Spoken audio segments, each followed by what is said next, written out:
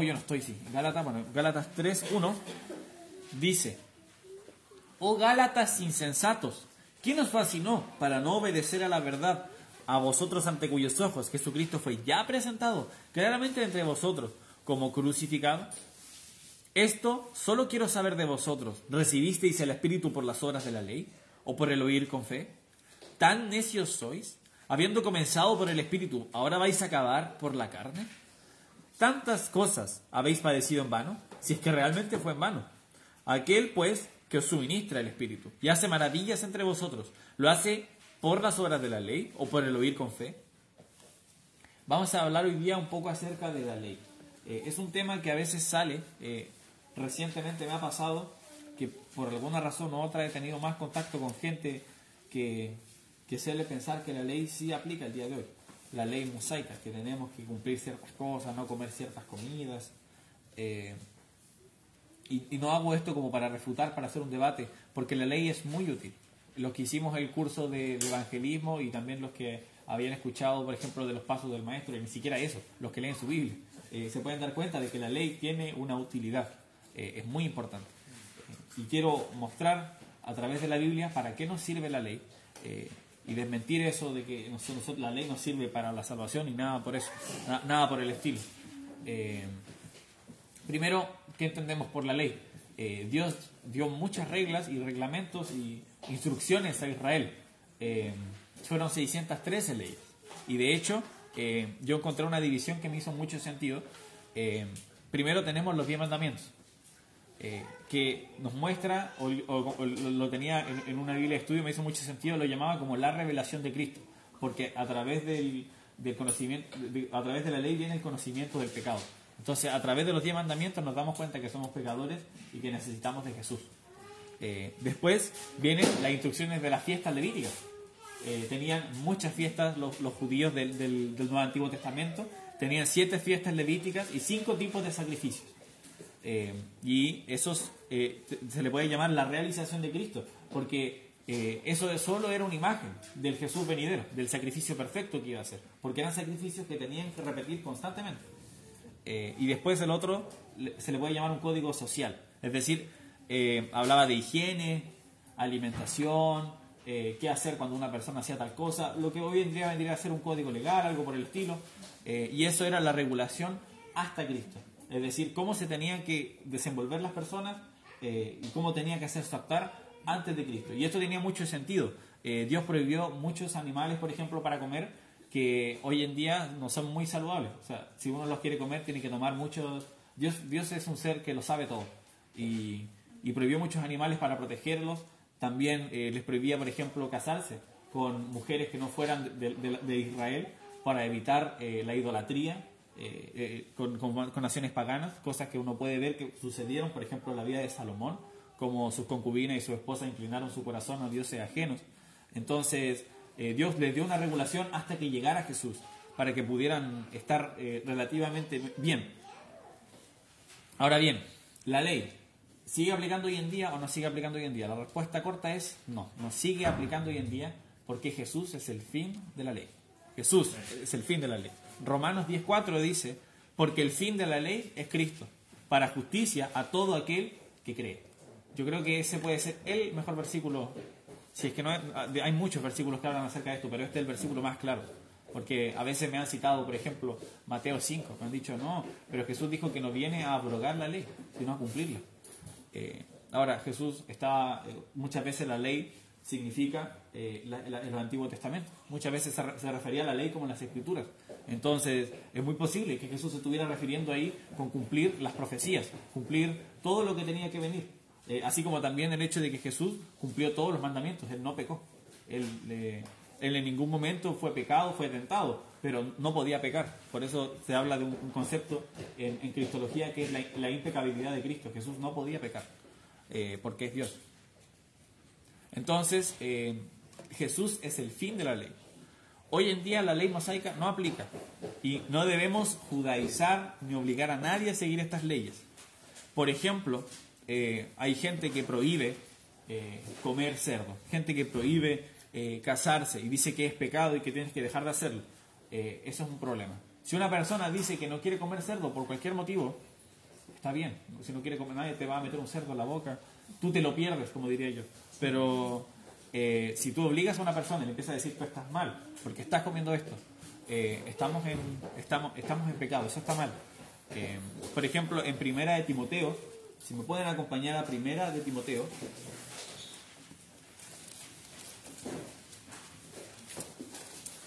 Primera de Timoteo, capítulo 4.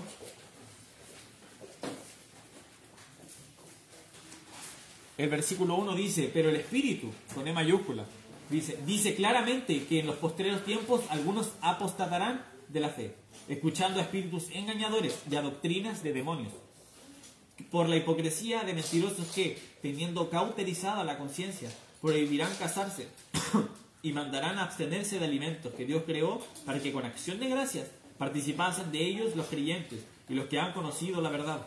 Porque todo lo que Dios creó es bueno y nada es de desecharse si se toma con acción de gracias. Porque por la palabra de Dios y por la oración es santificado. Una cosa que podemos ver en el Nuevo Testamento, primero cuando alguien a lo mejor le plantee dudas acerca de la comida, es de que no es un tema muy importante. Se encuentra en pocas partes en la Biblia, lo podemos encontrar por hechos, en algunas partes se menciona. Tenemos 1 Timoteo 4, se menciona en algunas partes, pero no es el tema principal porque no es tan importante. Y aquí es importante de dónde vienen esas doctrinas. Nos dice que son, en el versículo 1, doctrinas de demonios. En el versículo 2 nos dice de las personas que dice que son mentirosos, hipócratas y que tienen la conciencia cauterizada, que era una manera de decir de que habían perdido la sensibilidad o el afecto natural, su conciencia estaba cauterizada. No sé si han visto que en la antigüedad, en momentos críticos, cuando a veces la gente tenía heridas, se cauterizaba la herida, es decir, se quemaban la piel para que cicatrizara más rápido y la persona no se desangrara, por ejemplo. Entonces, tener la conciencia cauterizada significa de que el afecto, el bien y el mal, las cosas que uno entiende moralmente porque tiene la ley de Dios escrita en sus corazones, no las aplica, sino que tiene una moral perversa, distorsionada. Y después nos dice algunas cosas: prohibirán casarse y mandarán a abstenerse de alimentos que Dios creó para que con acción de gracias participasen de ellos los creyentes y los que han conocido la verdad. Sé que se les ocurre al tiro alguna denominación que prohíba casarse o alguna denominación que prohíba alimentos. Eso no es bíblico. De hecho, el celibato, por ejemplo, es todo lo contrario a la Biblia. La Biblia dice que el pastor o el obispo tiene que ser esposo de una sola mujer. O sea, tiene que tener una esposa. Es hasta chistoso que, por ejemplo, se hable de que Pedro es el primer papa cuando Pedro tenía suegra. O sea, que en algún momento estuvo casado. Así que el primer papa estaba casado. El primer papa, ¿me entienden? Entre comillas. A lo que voy con esto es de que hay que tener mucho cuidado cuando la gente trata de agregar la ley a las cosas de hoy en día y aplicarla a nosotros. Jesús es el fin de la ley. Esto fue como la pequeña introducción. Ahora sí volvamos a Gálatas. Estábamos en Gálatas capítulo 3.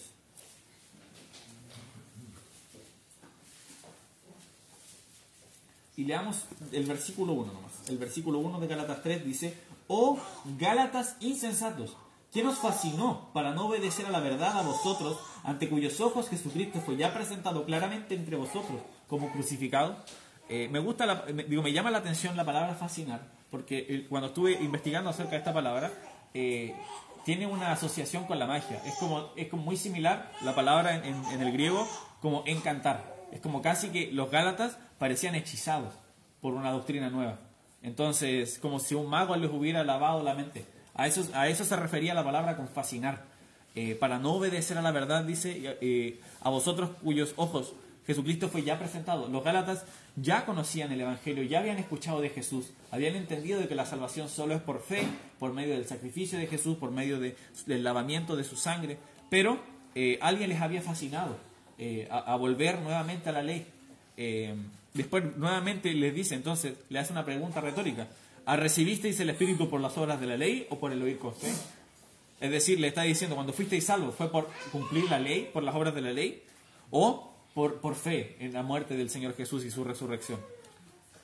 La respuesta es obvia: por el oír con fe. Es muy similar, ya que esta carta escrita con Pablo, a lo que dice en Romanos 10:17, que la fe es por el oír y el oír por la palabra de Dios. Entonces, y está recalcando eso. Les muestra cómo se recibe la nueva naturaleza que tienen. Se recibe por medio de la fe. Y uno no le puede agregar cosas a esa naturaleza. Después dice que uno comienza en el espíritu, ahora vamos a acabar en la carne. Es decir, ya, soy salvo por la fe, pero ahora tengo que agregar obras para seguir salvo o algo por el estilo. No le tengo que agregar cosas. Había visto una ilustración que daba Warren Wiersbe acerca de esto que era bien interesante, que decía cuando uno nace de un papá y de una mamá, no necesita agregarse partes a sí mismo para ser un ser humano. Es decir, si un bebé nace, no tienes que ir al doctor al mes siguiente para que le coloquen las orejas y el mes siguiente para que le coloquen los pies. No, uno nace y es salvo. Yo no necesito ser salvo por fe y luego empezar a hacer buenas obras para seguir siendo salvo. Eso es falso, es una doctrina falsa. Entonces los Gálatas estaban empezando a agregar obras a la salvación, estaban empezando, sobre todo, si uno sigue leyendo y lee Gálatas completo, el tema de la circuncisión. Esa operación que se hacían los judíos, era, si mal no recuerdo, el 8º día, y estaban agregando que los gentiles también tuvieran que circuncidarse para poder ser salvos. Doctrina totalmente falsa. Después en el versículo 4 dice: tantas cosas habéis padecido en vano, si es que realmente fue en vano. O sea, lo triste de esto es de que los Gálatas sufrieron por la fe. Es decir, en algún momento de su historia, por algún motivo, quizás por persecución, padecieron por la fe, padecieron por causa de Cristo, y ahora, después de haber sufrido todo eso, se estaban yendo a doctrinas falsas, a doctrinas de que la salvación es por medio de la ley. O sea, por eso les dice, todo lo que sufrieron fue en vano, les dice, si es que realmente fue en vano. O sea, todavía hay esperanza, a lo mejor no fue en vano y están confundidos y hay gente mala por ahí. Es por eso que si uno lee, por ejemplo, Gálatas 1, si simplemente pasamos la página, en Gálatas 1, el 8, dice: mas si aún nosotros o un ángel del cielo os anunciare otro evangelio diferente del que os hemos anunciado, sea anatema.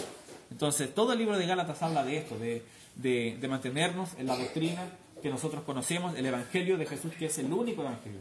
Por eso en los versículos anteriores del capítulo 1 menciona, dice, y si alguien nos predicara otro evangelio, no es que haya otro. O sea, está especificando, no hay otro evangelio. Jesús es la única manera de ir al cielo, Él es la puerta. Pero si alguien les predica otra cosa, incluso un ángel del cielo, sea anatema. Y eso me hace pensar también, lo conversábamos también en el instituto, como curiosamente muchos de sectas y falsas religiones vinieron por mensajes de ángeles, mensajes, visiones nocturnas. Tenían un sueño en la noche de que tenían que ver tal cosa, tenían que hacer algo, se les entregaba algo nuevo, una revelación. Hay que tener mucho cuidado. Pastor lo comentó y nosotros lo vimos también en el instituto. La manera de actuar del diablo es a través de los ojos. A través de los ojos. Entonces, esas visiones, yo vi esto, me habló tal persona y yo vi ese ángel y me entregó un testamento nuevo. No, eso es mentira. Si alguien dudo que alguien acá haya pasado algo así. Pero si incluso tuvieran un sueño y se les apareciera un ángel y entregara algo, hermanos, la Biblia es nuestro... Dios no tendría por qué revelarte algo que ya está en la Biblia. Y si te revelaron algo que no está en la Biblia, entonces desecha. Creo que eso está bien claro, pero hay que ser muy cuidadoso con esas cosas. Entonces la fe no es la que nos puede salvar y la ley no nos puede salvar. Es por eso que cuando, por ejemplo, predicamos el Evangelio, es importante tener la Biblia en la mano, porque la fe viene por el oír y el oír por la palabra de Dios. Entonces, importante cuando prediquemos el Evangelio, estar evangelizando, compartiendo tratados, y una persona quiere conversar y estamos hablándole acerca de Cristo, mucha Biblia, hermanos, es importante eso. La Biblia es poderosa. Hebreos 4:12, si lo pueden leer, yo creo que algunos se lo saben de memoria tal vez, yo todavía no, así que no se burlen de mí. Hebreos 4:12 dice: porque la palabra de Dios es viva y eficaz, y más cortante que toda espada de 2 filos, y penetra hasta partir el alma y el espíritu, las coyunturas y los tuétanos, y discierne los pensamientos y las intenciones del corazón. Me gusta mucho, yo creo que una vez lo comenté, pero lo voy a repetir porque siempre que leo este versículo visualizo algo, y es que hay un programa donde forjan espadas y forjan cuchillos, y una vez tuvieron que forjar una creo que se llama la espada Excalibur o algo así, que era una espada como escocesa de 2 filos, y el ganador cortó un chancho a la mitad así, y lo cortó limpio, y yo quedé así, porque había 3 personas que lo habían intentado, sus espadas se doblaban o rebotaban o se rompían, pero su espada cortó, pero limpio así, cortó perfecto. Entonces me hace pensar en esto, de que la espada de Dios, la palabra es la espada que es más filosa. Imagínense, más filosa que cualquier espada de 2 filos, porque penetra hasta partir el alma. Llega hasta algo que lo físico no puede llegar. Y le dice las coyunturas y los tuétanos, y discierne los pensamientos y las intenciones del corazón. La Biblia es poderosa. Nunca pensemos de que a través de nuestra oratoria, de que, pero yo soy bueno hablando en público. Yo en lo personal me siento cómodo hablando en público. A mí no me da vergüenza si tengo que hablar frente de 1000 personas, es lo mismo. Pero no por eso voy a ser mejor o peor predicador del Evangelio. Es la palabra, es Dios obrando a través de las personas. Es por eso de que si uno ve, por ejemplo, en el libro de Hechos, cuando Pablo le predica a Lidia, dice que Dios le abrió el corazón para que prestase atención. Es decir, la obra es de Dios. Nosotros somos instrumentos solamente. Nada depende de nosotros. Y todo lo contrario, si una persona es muy tímida, Dios te puede usar en gran manera. No pienses que porque eres tímido, no puedo predicar el Evangelio. Una de las cosas que, recuerdo, todavía no se me olvida, aprendimos en el instituto, son algunas falacias que se dice para no predicar el Evangelio. Que te dice, no tengo el don de predicar el Evangelio. No existe ese don. No existe ese don en la Biblia. El don de predicar el Evangelio no existe. Todos tenemos que estar predicando el Evangelio. Es nuestra misión como cristianos. Entonces nosotros por eso predicamos el Evangelio bíblico, porque ese es el Evangelio que tiene poder de Dios para salvación. Volvamos al libro de Gálatas.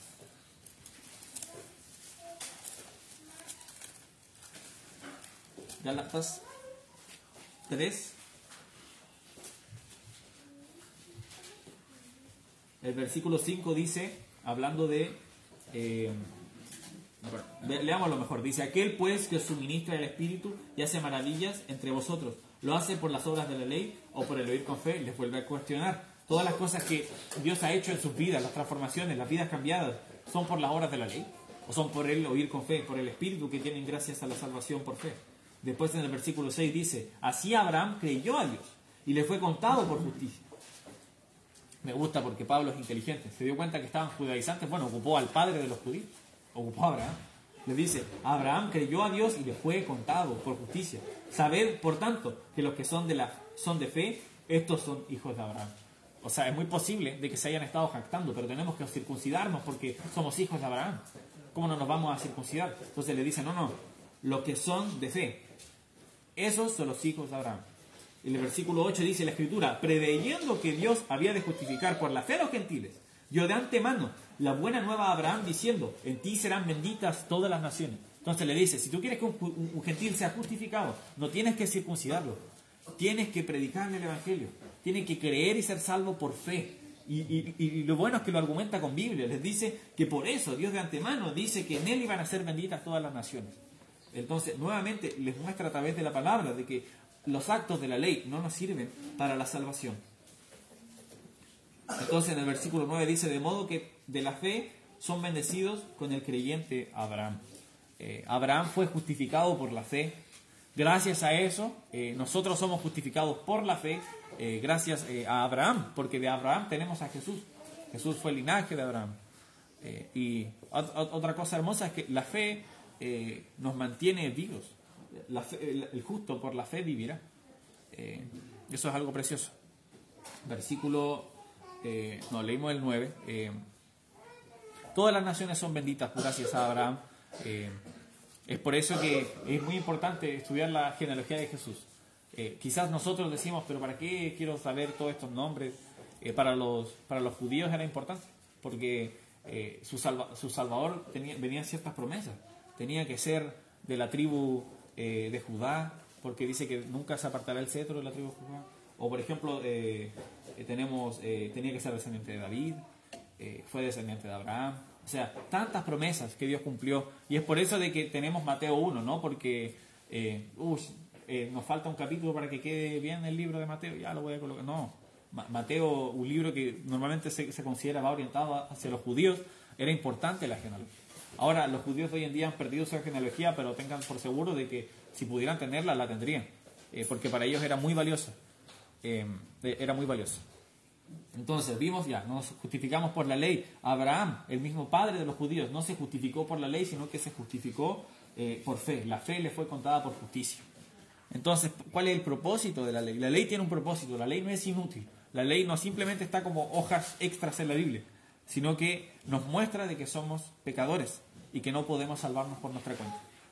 El versículo 19 de Gálatas 3, nos saltamos hasta el versículo 19, dice: entonces, ¿para qué sirve la ley? Fue añadida a causa de las transgresiones, hasta que viniese la simiente, a quien fue hecha la promesa, y fue ordenada por medio de ángeles en mano de un mediador. Y el mediador no lo es de uno solo, pero Dios es uno. Luego, ¿la ley es contraria a las promesas de Dios? En ninguna manera, porque si la ley dada pudiera vivificar, la justicia fuera verdaderamente por la ley. Mas la Escritura lo encerró todo bajo pecado, para que la promesa, que es por la fe en Jesucristo, fuese dada a los creyentes. Entonces, ¿para qué sirve la ley? El versículo 22 lo deja clarísimo, que gracias a la Escritura, a la ley, todo queda encerrado bajo pecado. Nadie se puede salvar. Todos, a través de la ley, somos hallados culpables. Eso era lo que solíamos hablar, por ejemplo, en el operativo. Nosotros le decíamos a la gente, si le mostrábamos los 10 mandamientos, le decíamos: si tú fueses juzgado por esta ley, saldrías inocente o culpable. Y de todas las personas con las que puedo hablar, una me debe haber dicho que salía inocente quizás, pero todos me decían: salgo culpable. Incluso la persona que no tenía nada, no quería ver nada con la iglesia, tenía claro de que según la ley de Dios sale culpable. Ese es el poder de la ley. Incluso alguien que niega a Dios se da cuenta de que por esa ley él es culpable de haber quebrantado los mandamientos de Dios. Nosotros somos justificados por fe. Y lo maravilloso de la ley, si seguimos leyendo en el versículo 23, dice: pero antes de que viniese la fe estábamos confinados bajo la ley, encerrados para aquella fe que iba a ser revelada. De manera que la ley ha sido nuestro ayo para llevarnos a Cristo, a fin de que fuésemos justificados por la fe. Entonces, nuevamente nos da otra característica de la ley, y es que la ley es un ayo. Un ayo es un profesor. Básicamente eso significa la palabra ayo en el idioma original. Era un profesor, un pedagogo. De hecho, acá tengo la definición. La palabra en griego significa un líder de niños, o aquel que lleva a los niños a la escuela. La palabra se parece en el griego a pedagogo, por ejemplo. Por ejemplo, hay una definición de un estudioso que dice que los ayos eran como esclavos o siervos de hogares romanos que alimentaban a los niños, los vestían, les limpiaban la nariz, les enseñaban a andar, y cuando estaban en edad de ir a la escuela, iban con ellos. Entonces era aquel que les acompañaba durante el crecimiento, los momentos más iniciales. De la misma manera, la ley nos llevó desde estar hundidos en pecado, nos fue mostrando hasta que Jesús fue revelado. Entonces ese es el propósito. Cuando uno predica el Evangelio y utiliza la ley, lo que está haciendo es guiar a la persona a los pies de Cristo. Porque muchas veces les va a pasar de que si usted le pregunta a alguien o le dice directamente: ¿sabías que has pecado? Van a decir: yo no he pecado. Quizás van a decir: bueno, quizás he dicho una insolencia, nunca he robado, nunca he matado, pago todas mis cuentas, no les debo a nadie, de hecho dono a la Teletón y hago muchas cosas, no sé. Le van a decir cosas así. Entonces, ¿para qué sirve la ley? Ahí es la ley del ayo. Toma a la persona de la mano y lo lleva a Cristo y le dice: mira, la Biblia dice que no darás falso testimonio. Y después: claro, yo he mentido. Después le dice: la Biblia dice, no cometerás adulterio. Y quizás la persona no está casada, pero después la Biblia que nos dice de que si uno mira a una mujer para codiciarla en su corazón, ya cometió adulterio con ella en su corazón. Entonces, eso también lo he hecho. No he robado. Bueno, quizás nunca he robado algo importante, pero si tomamos algo que no es nuestro, eso es robar. Por ejemplo, un ejemplo que daban los hermanos que nos acompañaban en el operativo que me gustaba es: si tú te sales antes del trabajo sin que tu jefe lo sepa, le estás robando, porque te está pagando horas y tú no las estás cumpliendo. Entonces, eso es robar. Y podríamos seguir, tener dioses ajenos. ¿Hay algo que pongas antes que Dios en tu vida? Sí, hay cosas que pongas antes. Entonces eres idólatra. Imágenes. Y podríamos seguir. Y las personas se darían cuenta de que han quebrantado toda la ley. Entonces, si la persona estuvo prestando atención y no endureció su corazón, y le vuelves a preguntar: entonces, ¿crees que no eres pecador todavía? ¿Todavía crees que eres justo? Se va a dar cuenta: no soy justo, soy pecador. Según esta ley que tú me has mostrado, yo he pecado. Y muchas veces la gente dice: pero si hago buenas cosas, ahí me voy a salvar. Y ahí siempre es bueno preguntarles, decirles: pero si pesáramos tus buenas obras y tus malas obras, ¿tú crees que saldrías ganando? La gran mayoría de la gente dice no creo que saldría ganando. Y así no funciona tampoco, porque muchas veces la gente se confunde, pero si uno le presenta el ejemplo más cotidiano, se van a dar cuenta. Uno les dice, si tú has robado y estás frente a un juez y le dices, juez, pero yo hago muchas cosas buenas, el juez te va a decir, excelente, pero tienes que pagar por lo que hiciste, porque eso es justo. Y si un juez terrenal, injusto, humano y pecador puede decir eso, ¿cuánto más Dios, que es un ser perfecto, justo, recto, que siempre obra de la manera correcta? Él no puede dejar pasar el pecado. El pecado tiene que pagar un precio. Y ahí es cuando entra Jesús. Cuando la persona se da cuenta que no puede pagar ese precio por su cuenta, Jesús entra y le dice, yo pagué el precio por ti. Yo fui el sacrificio perfecto. Uno de mis libros favoritos, quizás sería mi libro favorito, no lo sé, pero el libro de Hebreos, cómo muestra a Jesús, cómo les hace ver a los hebreos de que Él no es un... Jesús no era cualquier persona, Jesús era el Mesías que les habían prometido, y cómo Jesús superaba todas las cosas del Antiguo Testamento. Y todo eso sucedía porque los hebreos estaban en una situación muy complicada, donde algunos estaban desertando de la fe y volviendo a las tradiciones judías por lo complicado que era ser cristianos en tiempos de persecución. Y ahí el autor de Hebreos les insta y les anima a seguir por la fe. Por eso tenemos versículos como el 4.12 que habla de la eficacia de la Biblia. Tenemos como por ejemplo el 4.16 que habla acerca de acercarnos al trono de la gracia para hallar gracia para el oportuno socorro.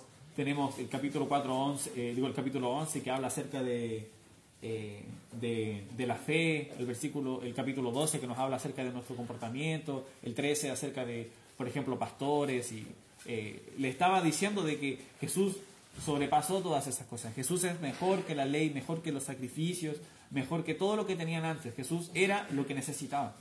Ellos tenían que sacrificar anualmente para expiar los pecados del pueblo. Ahora Jesús fue sacrificado una vez por los pecados de todo el mundo. Y a veces la gente se confunde porque dice, pero si Jesús murió por todos, entonces todos somos salvos. No todos somos salvos. El sacrificio de Jesús fue suficiente para todo el mundo, pero es eficiente para todo aquel que cree. Es decir, todos pueden ser salvos, pero solo serán salvos los que creen. Jesús dejó la invitación, y nosotros tenemos que hacer presente esa invitación a los demás. Entonces, ¿cuál es el propósito de la ley? El propósito de la ley es guiar a la persona a Jesús, mostrarle, eres pecador y tú no te puedes salvar. Así que les animo, hermanos, estemos ocupando la ley a la hora de predicar el Evangelio. Nosotros no somos capaces, como les decía, de con oralidad, con palabras bonitas. A veces ilustraciones son buenas, si una persona es buena hablando en público, genial, pero es la palabra, son los 10 mandamientos, son los milagros de Jesús, por ejemplo, las cosas que nos muestran, y es la palabra la que obra en el corazón. El Evangelio es poder de Dios para salvación, no tus técnicas de persuasión de personas. Eso es importante. Bueno, hermanos, eso era lo que tenía preparado para el día de hoy. Les pido que me acompañen orando.